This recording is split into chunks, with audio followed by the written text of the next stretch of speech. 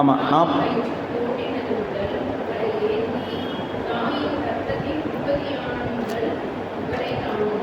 இங்கே ஆண்டவருடைய வாக்குத்தத்தம் தம்முடைய ஜனத்தை பார்த்து அவர் சொல்கிறாரு, தாயின் கற்பத்தில் நீங்கள் உற்பத்தியானது முதல் அல்லது தோன்றினது முதல், இந்த 2 வார்த்தையும் அங்கே ஆவியானவர் நமக்கு பயன்படுத்தி இருக்கிறார். நான் தான் ஏந்துனேன், தாங்குனேன், அல்லது நான் தான் உங்களுக்கு எல்லா வகையிலையும் உதவி செஞ்சு வர்றேன் அப்படின்னு சொல்கிறார்.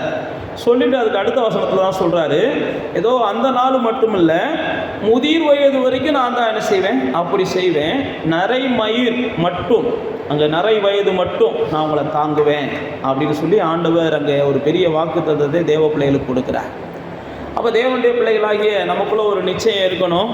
நம்மளை தாங்குவதும் நம்மளை ஏந்துவதும் நம்மளை சுமப்பதும் நம்முடைய தேவனாகிய கர்த்தர் அப்படின்ற ஒரு நிச்சயம் நமக்குள்ள எப்பயுமே இருக்கணும். இதை இஸ்ரவேல் ஜனங்களுக்கு தேவன் என்ன செய்கிறாருன்னா அடிக்கடி ஞாபகப்படுத்திக்கிட்டே இருந்தார். உங்களை வடாந்தரத்தில் நான் தாங்கி வந்தேன், நான் தான் உங்களை எகிப்திலிருந்து விடுதலையாக்கும் போது உங்களை தாங்கி வந்தேன்.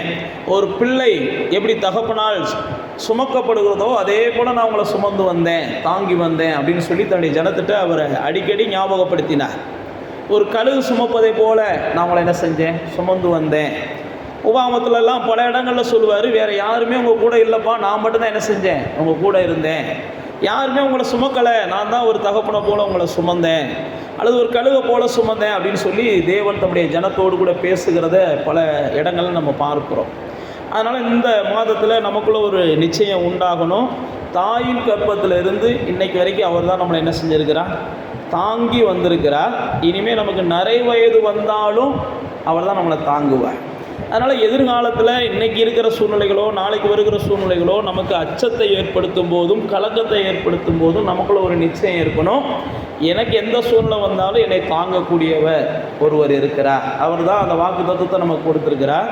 முதிர் வயது வரைக்கும் நான் அப்படி செய்வேன், நரை வயது மட்டும் நான் உங்களை தாங்குவேன் அப்படின்னு சொல்லி ஆண்டவர் தாயின் வயதில் இருந்து மட்டுமல்ல, உங்கள் தலை நரைக்கிறது வரைக்கும், ஏதோ கர்ப்பத்தில் நீங்கள் உற்பத்தியான நேரம் மட்டும் அல்ல, அந்த நேரத்திலிருந்து நீங்கள் கடைசியாக அந்த பூமியில் கண்ணை மூடுகிற நேரம் வரைக்கும் நான் தான் உங்களை ஆதரிப்பேன் அப்படின்னு ஆண்டவர் அங்கே ஆணித்தரமாக சொல்லுகிறதை பார்க்குறோம்.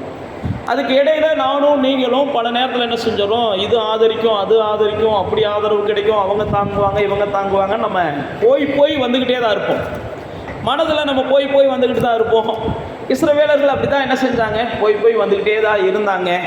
ஆனாலும் தேவன் அவர்கள் என்ன செய்யலை, இந்த வாக்கு தத்துவத்தின்படி அவர்கள் எவ்வளோ தூரம் போனாலும் திரும்ப வருவாங்கன்னு காத்து கிடந்தார்.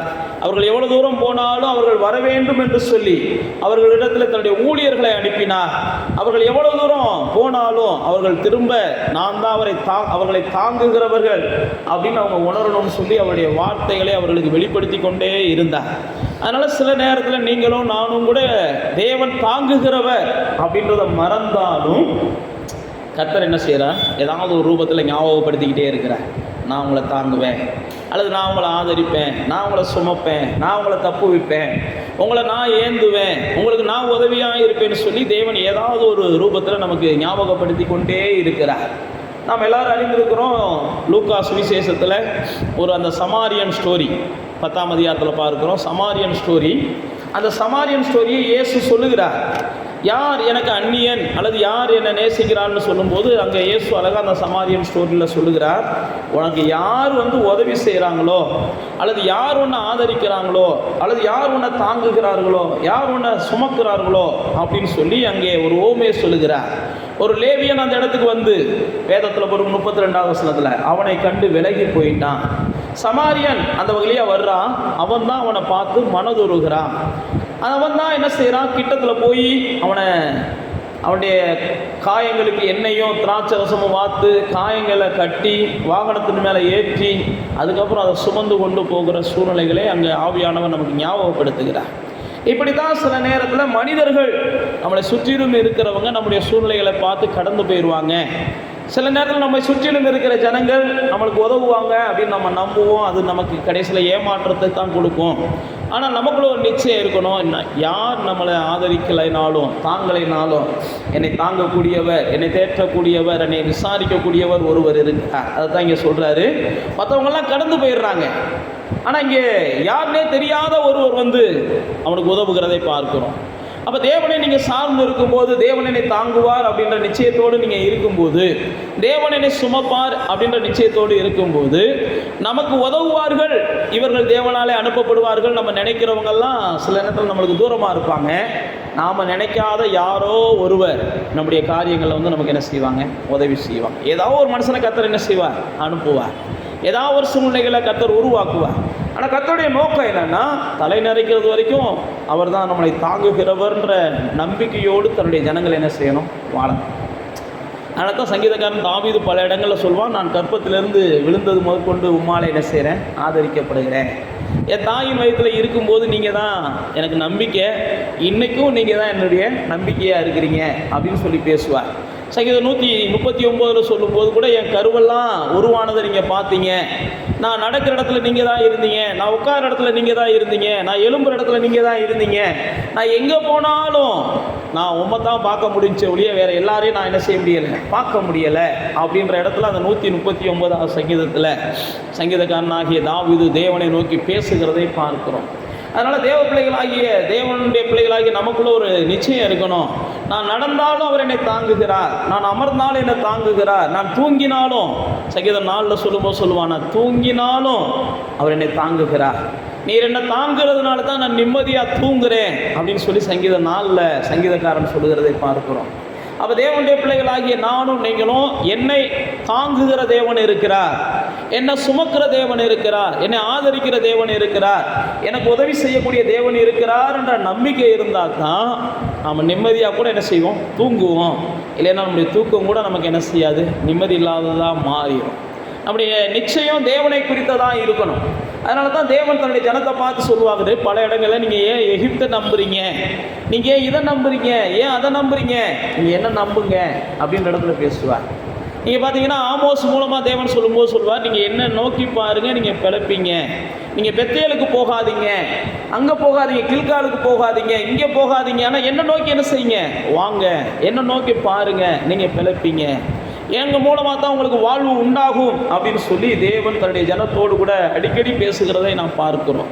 ஆனால் நமக்குள்ள ஒரு நிச்சயம் இருக்கணும், தாயின் கற்பத்தில் அவர் தான் என்ன செஞ்சார், உருவாக்கினார். அவர் தான் தாயின் கற்பத்தில் நான் இருக்கும்போது, யாருடைய கண்களும் என்னை பார்க்காத போது, யாருடைய செவிகளும் என்னுடைய சத்தத்தை உணர்ந்து கொள்ள முடியாத நேரத்தில் அவருடைய கண்கள் தான் என்னை பார்த்துச்சு, அவருடைய செவிகள் தான் என்னுடைய சத்தத்தை கேட்டுச்சு. அந்த தாயின் வயிற்றில் நான் இருக்கும்போதே அவர் தான் எனக்கு ஆகாரம் கொடுத்தார், அவர் தான் எனக்கு எல்லா வகையிலையும் ஆதரவாக இருந்தார். அதனால் என்னுடைய தலை நரைக்கும் வரைக்கும், அல்லது இந்த பூமியில் நான் கண் மூடும் வரைக்கும் அவர் நிச்சயமாக எனக்கு கை கொடுப்பான், நிச்சயமாக என்னை ஆதரிப்பான் அப்படின்ற நிச்சயத்தோடு ஒவ்வொரு நாளும் நாம் நிம்மதியாக தூங்கி எந்திரிக்கணும். ஒவ்வொரு நாளும் நம்ம நிம்மதியாக தூங்கி எந்திரிக்கணும். ஒவ்வொரு நாளும் நம்முடைய பயணங்கள் நிம்மதி உள்ளதாக இருக்கணும். ஒவ்வொரு நாளும் நாம் செய்கிற எல்லா செயல்கள்லையும் நாம் நிம்மதியை உணரணும்.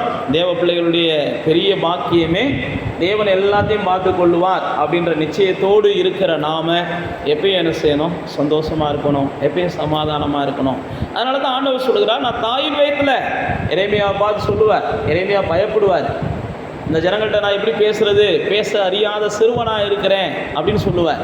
அப்போ ஆண்டவர் எரேமியாவை பார்த்து சொல்லுவார், ஒன்றும் இல்லை, நான் தான் உன் தாயின் வயிற்றில் இருக்கும்போதே உன்னை என்ன செஞ்சுருக்கிறேன், பிரித்தெடுத்திருக்கிறேன். நீ பிறக்கிறதுக்கு முன்னாடியே உன்னை பற்றி எனக்கு தெரியும். நீ தாயின் வயிற்றில் இருக்கும்போதே நான் தான் உன்னை பிரிச்செடுத்தேன். தாயின் வயிற்றில் இருக்கும்போதே நான் உன்னை அபிஷேகம் பண்ணினேன். இந்த ஜனங்கள் என்னவும் இருந்துட்டு போகிறாங்க, அவங்களுக்கு முன்னாடி நான் உன்னை வெண்கலமாக்குவேன், அவர்கள் உன்னை மேற்கொள்ள மாட்டாங்க, அவர்கள் உன்னோடு போராடுவாங்க, உனக்கு ஒரு வெற்றியை நான் கொடுப்பேன் அப்படின்னு சொல்லி எரேமியாட்ட தேவன் பேசுகிறதை பார்க்கிறோம். எரேமியா புஸ்தகத்தை நம்ம வாசிக்கும் போது எரேமியா பலமுறை தேவன்கிட்ட சொல்லுவார். ஆனால் தேவன் சொல்லுவார், நான் உன்னை தாங்குறேன்ப்பா, நான் உன் பக்கம் இருக்கிறேன், நீ நிச்சயமாக என்ன செய், போ, அந்த ஜனங்கள்கிட்ட பேச வேண்டியதை பேசு, நான் சொல்கிறத சொல்லு.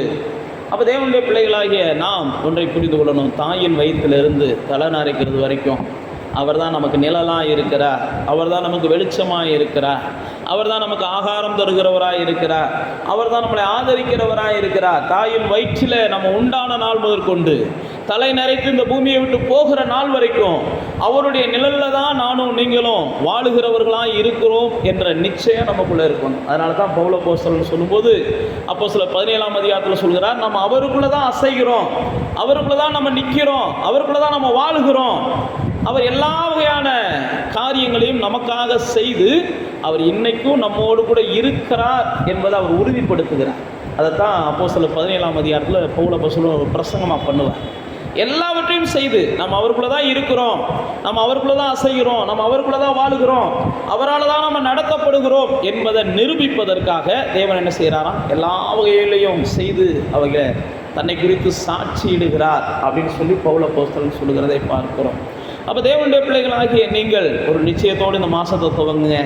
எந்த சூழ்நிலையிலையும் கர்த்தர் என்னை தாங்குகிறார், எந்த சூழ்நிலையும் கர்த்தர் என்னை சுமக்கிறார், கர்த்தர் நிச்சயமாக என்ன செய்கிறார், எல்லா வகையிலையும் சூழ்ந்து இருக்கிறார், கர்த்தருடைய கரம் என்னை நன்மைக்கு ஏதுவாக நடத்தும். இந்த மாதத்தில் நான் எந்த வகையிலையும் என்ன செய்ய மாட்டேன், ஒரு சூழ்நிலைகள் வரும்போது சோர்வடையாமல் நான் வாழ்ந்திருப்பேன். ஒரு சூழ்நிலைகள் வரும்போது நான் எந்த சூழ்நிலைகளையும் பார்க்கும்போது தளர்வடையாமல் நான் வாழ்ந்திருப்பேன். ஏனென்றால் என்னை தாங்குகிற தேவன் அவர் இருக்கிறார். நான் நிம்மதியாக தூங்குவேன். குறிப்பாக அந்த மாதத்தில் நான் நிம்மதியாக தூங்குவேன். அது இது நினச்சி ஒருவேளை கடந்த நாட்கள் என்னுடைய தூக்கங்கள் தொலைஞ்சிருக்கலாம்.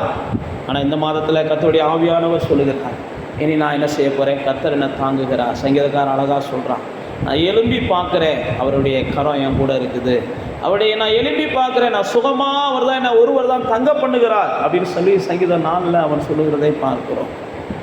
அதனால் இந்த மாதத்தில் ஒரு நிம்மதியான ஒரு வாழ்க்கையை கர்த்தர் என்னை தாங்குகிறார் என்ற நிச்சயத்தோடு வாழ்ந்திருப்போம். கர்த்தர் நிச்சயமாக நமக்கு கிருபை பாராட்டுவார். அப்படியே கண்களை மூடி